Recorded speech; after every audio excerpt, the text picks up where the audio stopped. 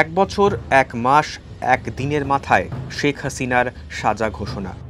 We have decided to inflict her with only one sentence, that is sentence of death. Dhaka আন্তর্জাতিক ট্রাইব্যুনালের বিচারে দোষী সাব্যস্ত শেখ হাসিনা এবং তাঁর মন্ত্রী আসাদুজ্জামান খান কামাল। জুলাই গণ অভ্যুত্থানে মানবতা বিরোধী অপরাধে 2 দোষীর মৃত্যুদণ্ডের সাজা শোনায় বিচারপতি গোলাম মুর্তাজা মজুমদারের নেতৃত্বাধীন 3 বিচারপতির বেঞ্চ।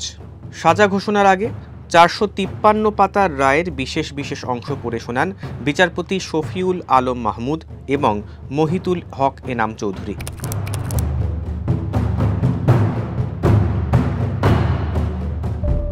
যতবার দেখি, যতবার শুনি, আবার নতুন করে প্রতিজ্ঞা করতে হয় যে স্বপ্নের জন্য যারা প্রাণ দিয়েছে সে স্বপ্নকে আমরা বাস্তবায়ন করবই। এটার থেকে আমাদের বেরিয়ে যাবার কোনো উপায় নেই।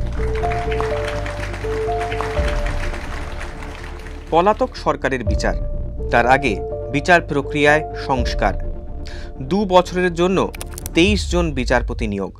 তাঁদের একজন গোলাম মুর্তাজা মজুমদার। জন্ম 1960 সালের 15ই জানুয়ারি, 1982 সালের BCS। ঢাকা বিশ্ববিদ্যালয় থেকে LLB এবং LLM। চাকরিতে যোগ 1993 সালে। 19 বছর জেলা ও দায়রা আদালতের বিচারক থাকার পর 2019 সালে অবসর।